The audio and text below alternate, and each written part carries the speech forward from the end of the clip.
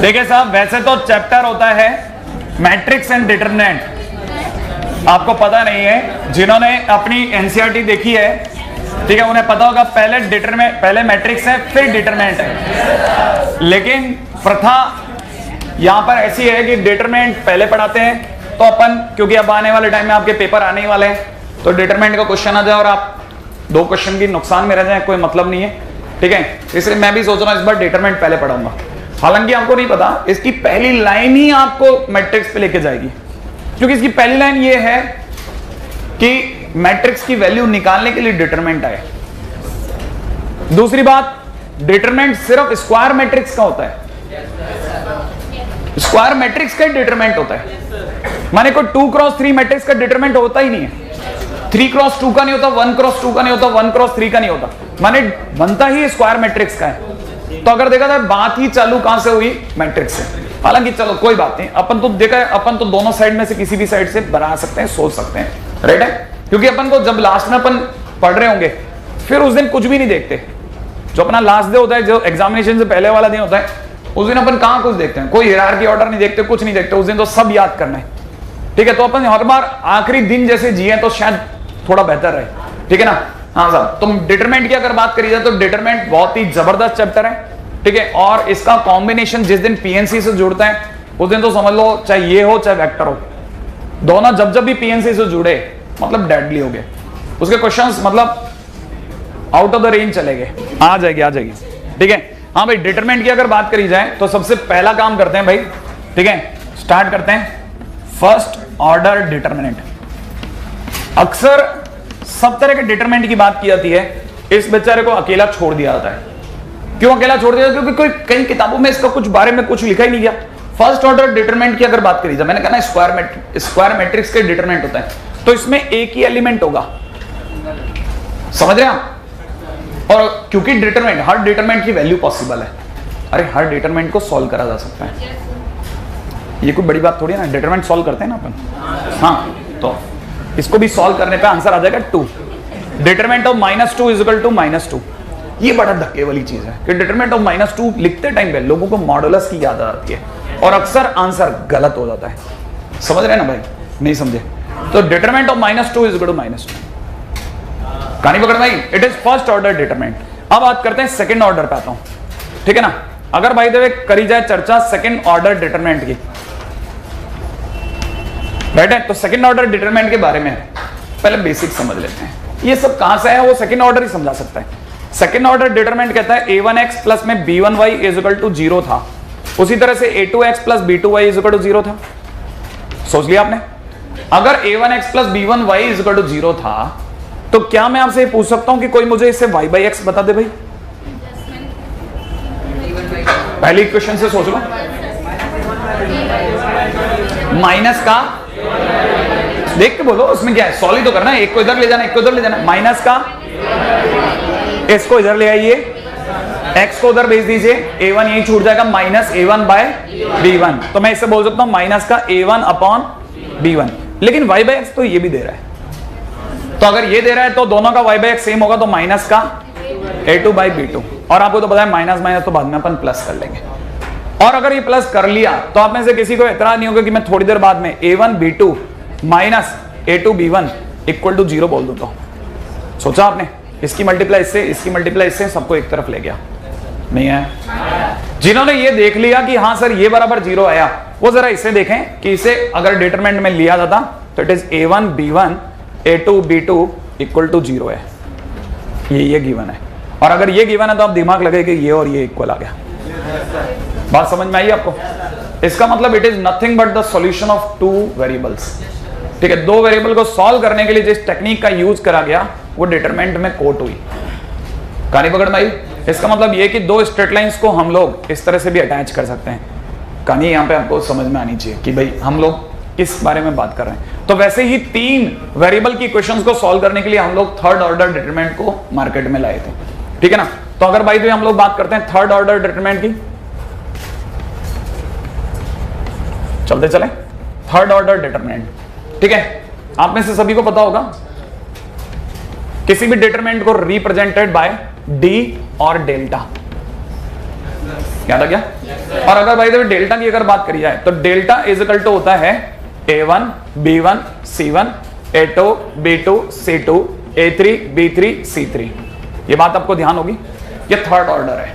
आप ध्यान से देखिए सब स्क्वायर में चल रहा है, मैं एक एक बात जो भी बता रहा हूं वो आपको पता है, ठीक है ना? अगर ये वाली बात सही है तो आप ये भी समझते हैं कि डेल्टा इज इक्वल टू में हर बच्चे को इसको ओपन करना आता है। A1 की बात करी जाए तो A1 की लाइन, ठीक है, माने रो और कॉलम डिलीट कर दो और बाकी बचा हुआ जो कोफैक्टर है उसकी वैल्यू सोच लो, सही है? इनटू में कितना B2 C3 minus B3 C2, sure, minus B1 bracket खोल दें, ठीक है, A2 C3 minus A3 C2 plus C1 भी खोल देते हैं। C1 के लिए खोला जाए तो कितना A2 B3 minus A3 B2। ये बात पकड़ में आ गई?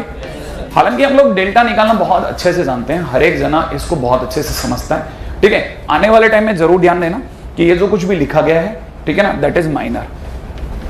ये अपने आप में माइनर ऑफ A1 निकलेगा, आने वाले टाइम में आपको ये पता चलेगा, ठीक है? ये माइनर ऑफ B1 है, आने वाले टाइम में आपको ये बात समझ में आएगी, माइनर ऑफ B1, सही है? बहुत ध्यान से एक एक चीज आप पकड़ते चलना, ठीक है? और ये निकलेगा माइनर ऑफ C1। हमको अभी से छोटी छोटी बातें पता है तो अपन लिख भी सकते हैं, कोई डर भी नहीं है। अपन 13 में चल रहे हैं भाई, अपने कोई बात बहुत अच्छे से बताओ, 13 में चल रहे हैं, अपने को सब पता है, बस अपन तो रिवाइज कर रहे हैं, ठीक है? डेल्टा इज इक्वल टू इतना।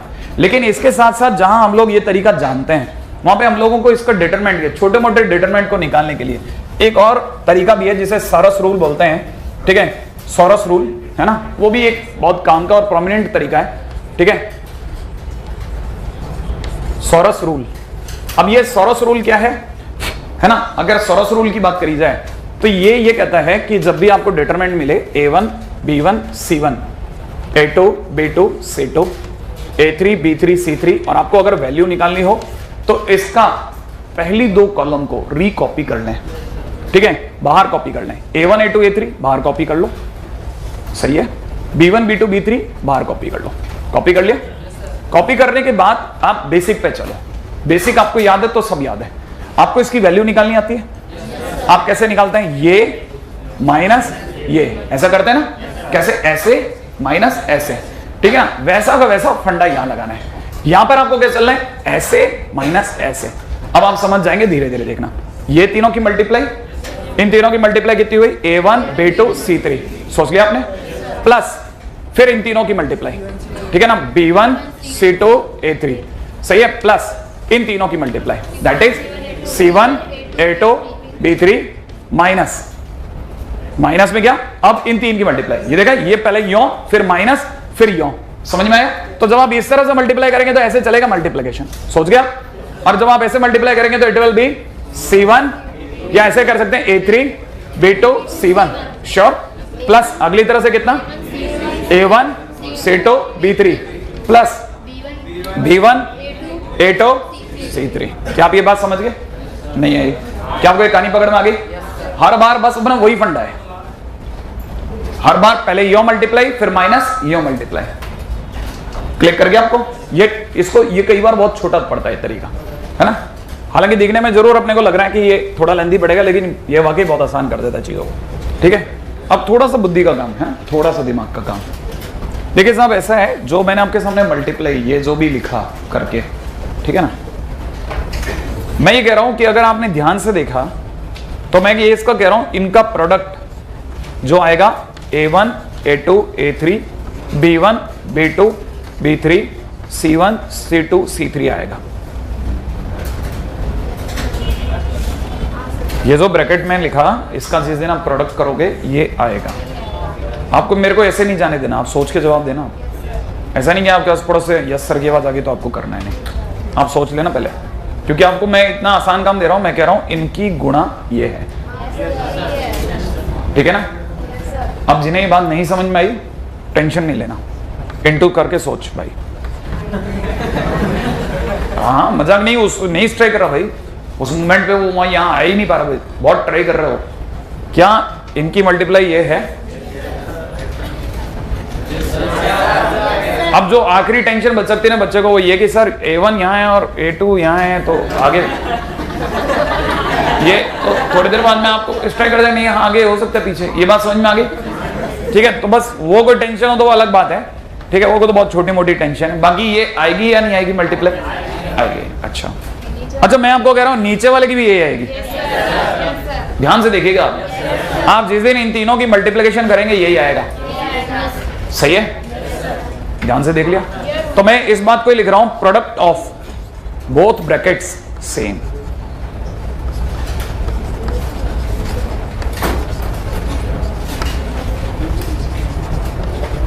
दोनों ब्रैकेट्स का प्रोडक्ट सेम है और ये इसकी सबसे बड़ी पहचान है। बात समझ में आ गई है? अच्छा, क्वेश्चन में आते हैं। इफ और डिटर्मिनेंट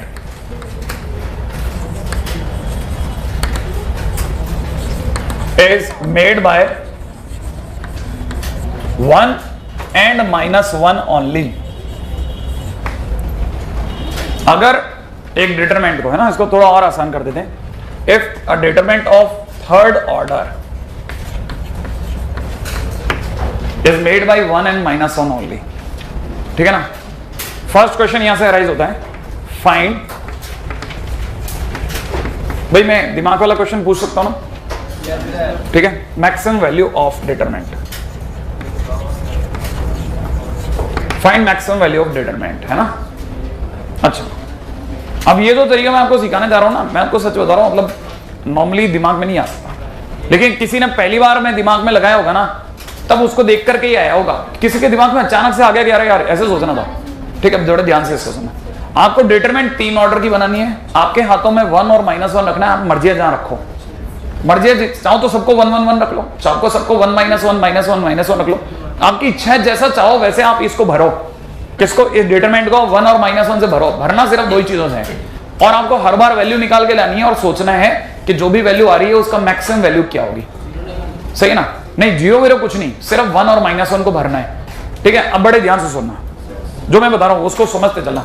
वो आपके बहुत ध्यान से सुनने की चीज है। जिसने एक बार सुन लिया उसके दिमाग में आ सकता है वापस, वरना उसके बगैर इसको क्रिएट करना बहुत मुश्किल है। ठीक है ना। देखिए साहब, ऐसा है, जो भी वैल्यू आएगी ऐसे ही आएगी, माने 2 ब्रैकेट का डिफरेंस ही आएगी। अगर 2 ब्रैकेट का डिफरेंस आएगी तो देखिए साहब मैक्सिमम वैल्यू क्या आ सकती है वो बताता हूं। अब मैक्सिमम वैल्यू सोचो, देखो मैं ये सोच सकता हूं कि मुझे 3 चीजों को जोड़ना है। 3 चीजों को जोड़ना है ना भाई, सही है। तो मैं ये दिमाग लगा रहा हूं कि ऐसा कर सकते हैं कि अपन तीनों को मल्टीप्लाई करते हैं। भाई A1 B1 A1 B2 C3 मेरे हाथों में मर्जी है जो रखूं। तो मैंने तीनों को 1 1 1 रखवा लिया। क्या रखवा लिया? मैंने कहा 1 1 1 रख दे तू। तो अगले ने 1 1 1 रखा तो 1 × 1 × 1 1 आ गया। सही है। मैंने इसको भी, मैंने कहा इसके भी 1 1 1 रख दे तू। तो इसे भी 1 रखा तो यहां पे भी 1 आ गया, इसे भी 1 रखा 1 आ गया। ठीक है, अब मेरे दिमाग में ये तीनों का सम 3 आ रहा है। मैक्सिमम के लिए मैं क्या सोच रहा हूं, मैक्सिमम सोच रहा हूं तीनों का -1 करवा देता हूं। तो मैंने तीनों का -1 -1 -1 करवा लिया, लेकिन आंसर 6 आया या नहीं आया उसको तय करने से पहले मुझे चेक करना पड़ेगा इन तीनों का प्रोडक्ट 1 है और इन तीनों का प्रोडक्ट -1 है। प्रोडक्ट तो सेम रखना था यार, नहीं है तो गलत हो गया। ऐसा नहीं हो सकता था। कहानी पकड़ में आ गई आपको या नहीं आई? जिन्हें ये बात समझ में आ गई उन्हें समझ में आ गया, केस तो चला नहीं, फ्लॉप हो गया। तो ऐसा करते हैं ना सर, अपन एक काम करते हैं 1 + 1 + 1 तो रखते ही हैं, लेकिन इधर वाले में है ना, इधर वाले में अपन ऐसा करते हैं कि इधर 1 लाना है ना प्रोडक्ट, इधर प्रोडक्ट 1 लाना है। तो एक काम करते हैं ना, 1 का माइनस हटा लेते हैं, किसी भी 1 का माइनस हटा लेते हैं। तो हटा लिया, लो साहब 2 का माइनस रखा, 1 का +1 कर दिया। तो प्रोडक्ट इसका भी कितना आया? इसका प्रोडक्ट 1 आया और इसका प्रोडक्ट 1 आया। और अगर इसका प्रोडक्ट 1 आया तो आपको पता है सम 4 आ गया। सोचो 6 तो आए ही नहीं। कहानी पकड़ में आई या नहीं आई? 6 तो आए ही नहीं। तो इसका मतलब ये कि सम कितना आ गया? 4 से ज्यादा आ सकता था क्या? 1 और -1 के हालात में तो कदम ही नहीं आ सकता था, आपको भी पता है, क्योंकि ज्यादा सम लाने के लिए कोई एक आदि को तो बढ़ना पड़ता, और ये ज्यादा इन तीनों का मल्टीप्लिकेशन 1 से ज्यादा कभी नहीं दे सकते। तो ये 1 1 1 से ज्यादा कोई हालात पैदा नहीं हो सकते। माने मैक्स टू मैक्स कितना आ सकता है? 4। 6 आ सकता है क्या कभी? किसी भी हाल में 6 आ सकता है क्या? नहीं आ सकता। नहीं आई कहानी पकड़ में, किसी हालत में 6 नहीं आ सकता। सोच के थक लेना आप। कहानी पकड़ में आ गई। अच्छा, तो अब एक बच्चे के दिमाग में सर 2 ले आते हैं अपन, सही है ना। किसी ने पूछा सर मिनिमम के मतलब और क्या आ सकता है? जैसे 2 आता तो 2 कैसे आ सकता है? नहीं है, या एक मैं क्वेश्चन ग्रेड करता हूं, इसी का सेकंड पार्ट करता हूं। रेडी? किसी ने मेरे से पूछा minimum value of determinant, minimum value of determinant कम से कम कितना आ सकता था? तो एक बच्चे के दिमाग में आया कम से कम -6 नहीं है, -6 कैसे आ सकता? -6 तीनों -1 लूंगा और पीछे के तीनों 1 + 1 + 1 ले लेता हूं। ये बुद्धि का क्वेश्चन है, मैं गलत जगह तो नहीं आ रहा? अच्छा हाँ, तो ये आपको पता है -3 और -3 -6 आ सकता है क्या? क्यों नहीं आ सकता? क्योंकि इसका प्रोडक्ट -1 और इसका, तो फिर क्या करें? इसका प्रोडक्ट अगर इसका -1 है तो इसका भी प्रोडक्ट -1 करना पड़ेगा। इसका प्रोडक्ट -1 करने के लिए एक को -1 होना पड़ेगा, तो अपन इसको यहां लगा दे -1 और इसका अगर देखा था now the product is -1, product is same, माने पॉसिबिलिटी है दुनिया में कोई केस ऐसा जरूर होगा जब ये आएंगे, और अगर आएंगे तो ये दोनों कट जाएंगे। आंसर कितना हो जाएगा? -4। सोचा हमने? नहीं सोचा। अरे -4 तो हमने बताया मिनिमम कितना आ गया? -4। टॉप कितना आ गया? 4। अरे सर बीच में इसमें 5 आ जाएगा क्या? 5 ला सकते हैं क्या? एक बच्चे के दिमाग में 5 ले आते हैं, कैसे आएगा? देख 5 आएगा, सॉरी इधर से 3 ले लेंगे, इधर से अपन -2 कर लेते हैं। सोचो, पॉसिबिलिटी सोचो, क्या ये -2 दे देगा? सम -2 देने के लिए कोई 2 माइनस के 1 होने चाहिए थे और 1 को 0 होना था। ये तो 0 होगा नहीं। बात समझ में आई? और किसी हालत में 5 आ ही नहीं सकता। आप मेरी बात नहीं समझ रहे, सिर्फ दिमाग का गेम है, सिर्फ दिमाग घुमाओ और क्वेश्चन का आंसर आ जाएगा खटाखट। एक बच्चे के दिमाग चल कोई बात नहीं सर, इससे 1 ले लेते हैं, इससे -2 ले लेते हैं। मैंने कहा -2 तो पिछली बार दे दो, 5 ही आता था ना यार, -2 दे ही नहीं रहा था ये, तो हम तो पीछे पड़ गए थे हम तो इसके। -2 दे दे यार, नहीं दे सकता ना, तो मतलब ये कि ऑड नंबर नहीं दे रहा। अगर ऑड नहीं दे रहा, अब बच्चे के दिमाग 2 ही दिला दो सर, 2 दिला दो बस। मैंने कहा क्या तरीका लगाएं कि सर इधर से 3 ले लेते हैं, इधर से -1 ले लेते हैं अपन, इधर से 3 इधर से -1। अरे 2 आ जाएगा ना, ये 3 दे दें, मैंने कहा ये 3 दे दें, 3 देख रहे हैं, और इधर से क्या लाना है? -1। इधर से -1 कब आ सकता है? जब ये अभी वाला केस हो। नहीं, उल्टा, इसका उल्टा केस हो। कैसे? देखो जरा, ये तीनों 1 1 1 हो जाए और पीछे वाले क्या हो जाए वो बोलो आप। तो अपने को क्या चाहिए था? अपन लाना क्या चाह रहे थे? 2। हाँ, तो 1 -1 + 1 सोच लो ऐसा, ये दोनों तो कट जाएंगे और पीछे से 2 आ जाएगा। लेकिन प्रोडक्ट चेक कर लो आप, प्रोडक्ट कितना है? 1। इसका प्रोडक्ट, लो अटक गई गाड़ी। जब हमारा केस बनता है तो प्रोडक्ट नहीं आता, और जब प्रोडक्ट बनता है तो केस नहीं आता, तो इसका मतलब 2 नहीं आएगा। अब एक ही आशा बची है, 0 दे दो सर, ठीक है? 0 आ जाएगा क्या? क्या कहता हो? 0 आ जाएगा? 0 का केस सोच लेते हैं। तो अब ये देखिए दूसरा क्वेश्चन क्या बन सकता है इसका नेक्स्ट एंड लास्ट क्वेश्चन बनेगा सी पार्ट क्या बनेगा, ठीक है ना? Find number of possible values of determinant. कितनी वैल्यूज पॉसिबल हैं? देखो 2 तो दिखी गई थी, कौन कौन सी? 4 और -4। एक 0 के लिए ट्राई मार लेते हैं, नहीं होगा तो मिटाना ही तो है, सही है? देखिए साहब 0 कब आ सकता है? जब ये दे दे और ये दे दे, तो ये 1 1 दे दे, अरे 1 1 1 दे दे बस। क्या ये पॉसिबल है केस? श्योर है? कारण बताओ। प्रोडक्ट केस तो हमने दिखाई दिया, प्रोडक्ट भी 1 1 आ रहा है, ठीक है ना? पॉसिबल है प्रोडक्ट 1 प्रोडक्ट 1। रेडी? तो आंसर 0 माने 3 केस पॉसिबल, ठीक है? फटाफट से कॉपी कर लें आप, सही है?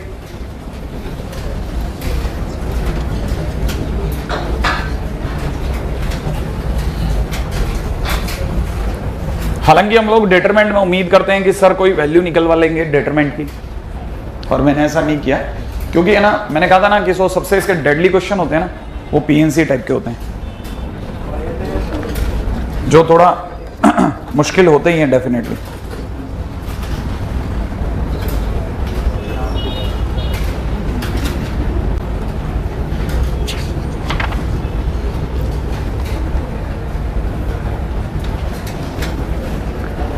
हाँ भाई, अगले टाइटल बात है।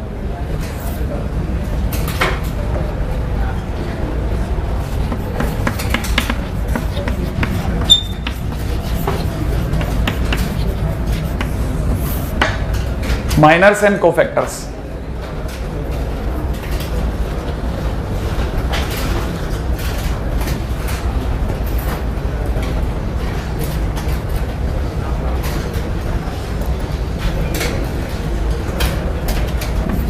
सबसे पहले आ जाइए माइनर्स पे। माइनर्स में लिख लीजिएगा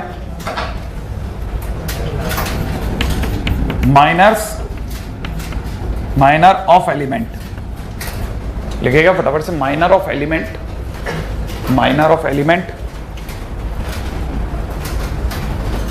can be obtained, minor of element can be obtained by deleting, हाँ डिलीट करते हैं ना। Minor of element can be obtained by deleting,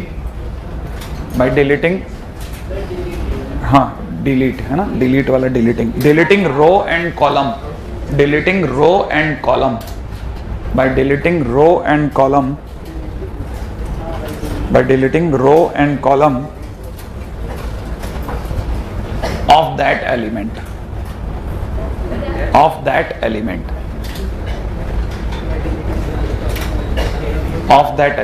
भाई सीधी सी बात है, ये हर किसी बच्चे को पता होता है कि अगर भाई देखो मुझे A1 का माइनर निकालना है तो A1 की रो और A1 की कॉलम को डिलीट कर दो, बाकी जो 4 बच गए वो माइनर है उसके। सीधी सी बात, तो ये इसके माइनर है। तो अगर भाई देखो मेरे को सपोज कीजिए इसका माइनर निकालना है तो इसकी रो और इसके कॉलम को डिलीट कर दूंगा, तो जो 4 बच गए वो इसके माइनर है। सही है, तो कहना मतलब माइनर को समझना तो बहुत ही आसान है। ठीक है, ये तो वो फर्स्ट पॉइंट। सेकंड पॉइंट में लिखिएगा it is represented by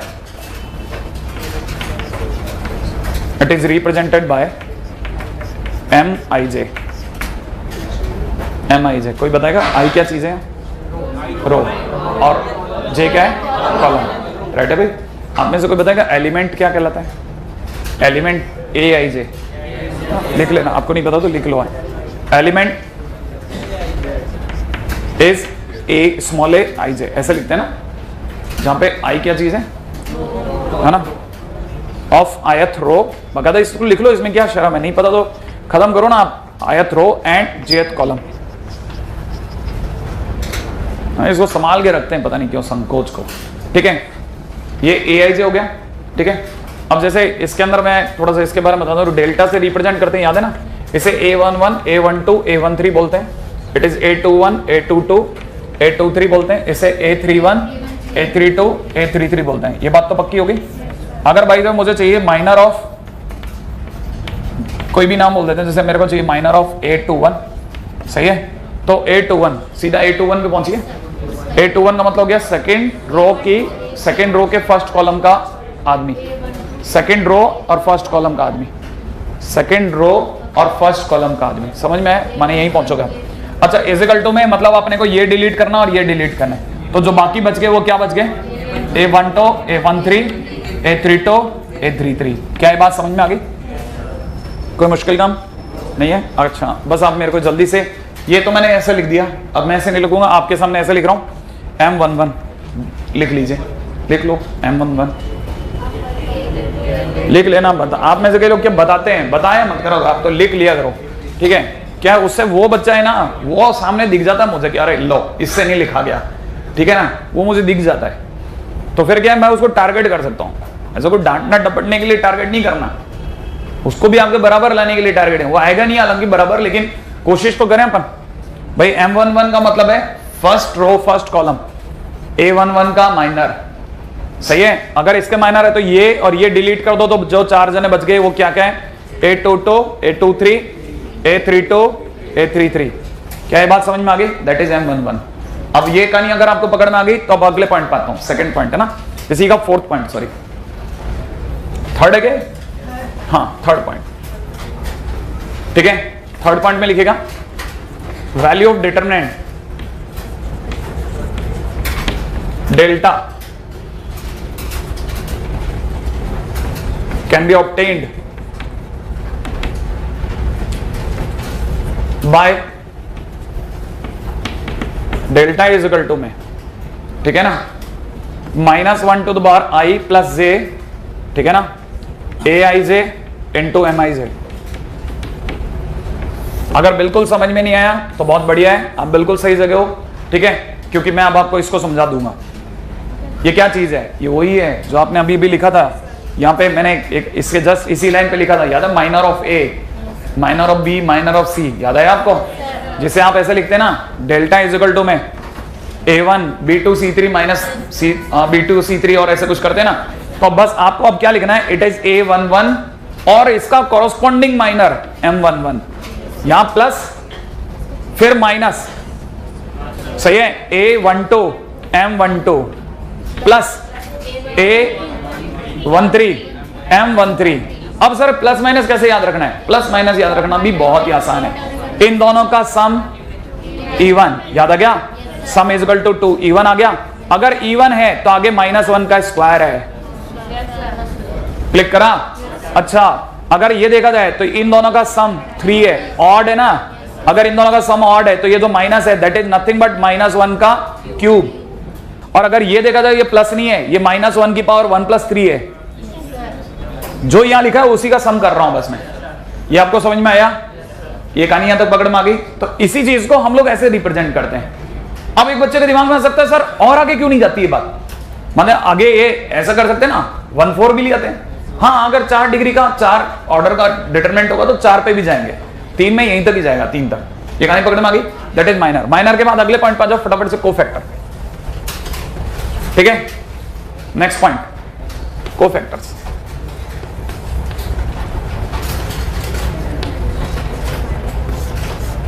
cofactor सबसे पहली चीज रिप्रेजेंटेड बाय Cij, ठीक है ना भाई? Cij से रिप्रेजेंट होता है, और Cij इज इक्वल टू क्या होता है? Cij इज इक्वल टू -1 की power i + j into Mij। कितने लोगों के दिमाग में खट से एक बात आई, -1 की पावर Mij अभी कहीं देखा था अपन ने? देखा था कहीं पे? ये इतना पोर्शन, क्या ये बात समझ में आ गई? ये दोनों इकट्ठे कर लिए, इन दोनों को इकट्ठा करके क्या बना लिया? Cij, cofactor. अच्छा, इसका मतलब ये कि माइनर और उसके साथ में प्लस माइनस, माइनर के साथ अगर प्लस माइनस जोड़ लो तो कोफैक्टर तैयार हो जाता है। माइनर कौन? माइनर कौन? एलिमेंट की रो और डिलीट छोड़ के, नहीं आया? माइनर कौन? तो माइनर के आगे प्लस माइनस, माइनर के आगे प्लस माइनस की जरूरत कब पड़ती है? वैल्यू निकालते टाइम पे, याद आया? तो जब जब भी आप माइनस के आगे उसकी पोजीशन भी डालोगे, ठीक है ना, तब आप समझ जाओगे आपने कोफैक्टर लिख दिया। कहानी पकड़ में आई? अगर आपको थोड़ी बहुत आ गई तो पहले तो ये लिख लें, फिर आगे बात करता हूं सेकंड पॉइंट पे, शायद आप समझ जाएंगे। जैसे मैं आपसे जो छोटी छोटी बातें पूछा हूं खटाखट बताना, ठीक है ना? अच्छा, रेडी? मेरी तरफ से क्वेश्चन बहुत सिंपल आएगा। मैं क्वेश्चन वैसे बिल्कुल धरती वाले क्वेश्चन पूछता हूं नॉर्मली, ताकि आप सीखो जो चीज है ना, जो क्वेश्चन के दौरान अचानक सामने आती है और अपन पीछे हटते हैं, वहां हटने का नहीं है, सोचने का, थोड़ी देर रुक करके सोचो। C32 क्या लिखूं? -1 की पावर 3 + 2 M32, श्योर है? M32, M32 बोले तो किसका माइनर? A32 का। किसका माइनर? A32 का। A32 का आ जाओ, कहां है A32? ये इसका माइनर सोच लिया, इसको यूं हटाए, जो बचे 4 उनको कॉपी करवा दें, करवा दो। तो इसका मतलब कितना हो गया? माइनस इंटू कितना? A11 A21 और अगला A13 A23, श्योर? ये कहानी पकड़ में आ गई? नहीं आई?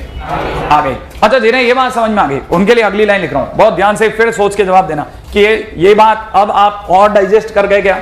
इतना सीखा और सीखो, ठीक है? क्या ये भी डाइजेस्टेबल है या रुक गया? मैंने लिखा डेल्टा इज इक्वल टू, अभी मैंने लिखा था delta is equal to A11 M11 minus A12 M12, समझ रहे हैं? अब देखो जरा, मैं इसको जरा इंग्लिश में बोलता हूं, आप सोच के जवाब देना। मैं इसको इसी लाइन को इंग्लिश में बोल रहा हूं, समझना, ठीक है? मैं लिख रहा हूं it is A11 and it is corresponding minor of A11। Corresponding समझ गया? जो है उसी का, समझ रहे हैं आप? तो इसका मतलब यह कि जितने भी माइनर लिखे हैं वो उसी एलिमेंट के कॉरस्पॉन्डिंग माइनर है, नहीं है? अब अगर ये डेल्टा में लिखता हूं it is A11 C11 plus A12 C12 A13 C13, क्या ये सही है या गलत है? सही है, क्योंकि मैंने प्लस माइनस अंदर अब्जॉर्ब करवा ली थी Cij में, याद है ना? Cij माइनस को खा चुका है, प्लस माइनस को हटा करके आया है, ये थोड़ा सा डिस्टर्बिंग हो सकता है। कर लिया? अच्छा, कितने लोगों को समझ में आया? अगर ये समझ में आया तो समेशन में बोलो फिर आप सीधा सीधा बोला ए आई जे मल्टीप्लाइड विद सी आई जे, और वो जो प्लस माइनस वो सब नहीं, ठीक है ना भाई? ये बात बराबर होगी। आई कॉमा जे, अरे 3 ऑर्डर की बात चल रही है ना, इसलिए 1 से 3 के बीच कहानी पकड़ में आ गई जिन्हें ये बात समझ में आ गई, ठीक है ना? इसको आगे लिख लेना, चलते चलना भाई फटाफट फटाफट, ये नहीं कि ठहर ठहर के चलना है, खत्म खत्म, आगे चलो आप तो, ठीक है? हाँ भाई, एक रिमार्क पे आते हैं, राइट है? इफ एलिमेंट ऑफ एनी रो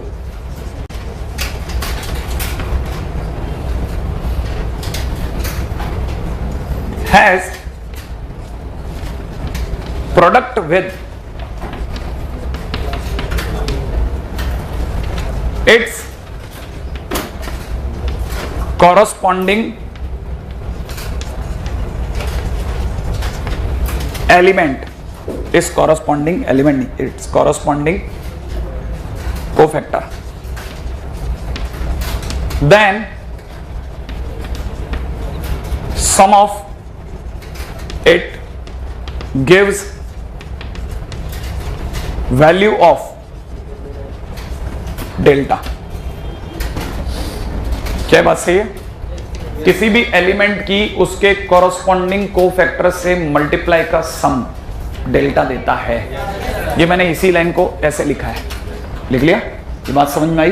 किसी भी एलिमेंट के उसके कोफैक्टर से मल्टीप्लिकेशन का सम उसका डेल्टा बनाता है। अच्छा, ये बात अगर आपको समझ में आई तो रिमार्क नंबर 2 यहां आ रहा हूं, ठीक है? ये क्या कहता है?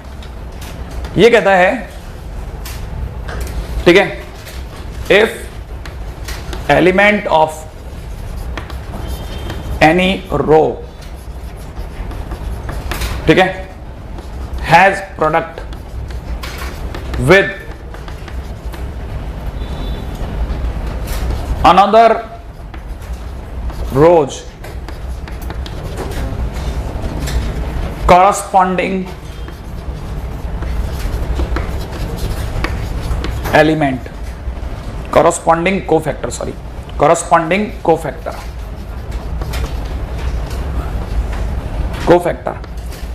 then sum is equal to 0, exactly।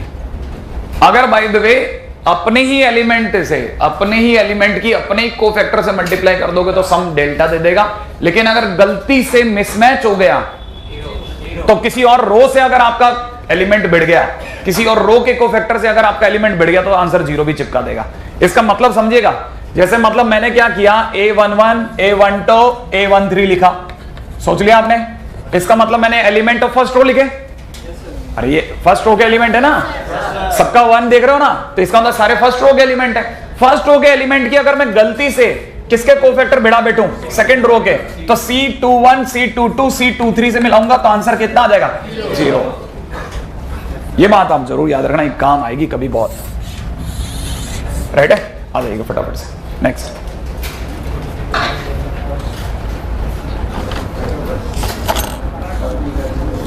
अरे है 5 मिनट, इधर आओ।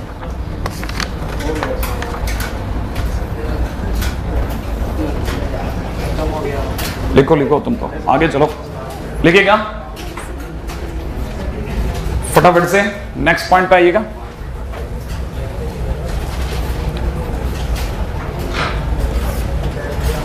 Point number 3 and most important point, if D dash is, लिखिएगा जरूर, बहुत शानदार चीज है, ठीक है? लिखिएगा if D dash is determinant, if d dash is determinant obtained by cofactors, if d dash is a determinant obtained by cofactors, लिखते चल रहे हैं आप लोग? d dash अपने आप में कौन है? कोफैक्टर से बनी हुई डिटरमिनेंट, ठीक है ना? Then value of d dash is equal to d to the power n minus 1।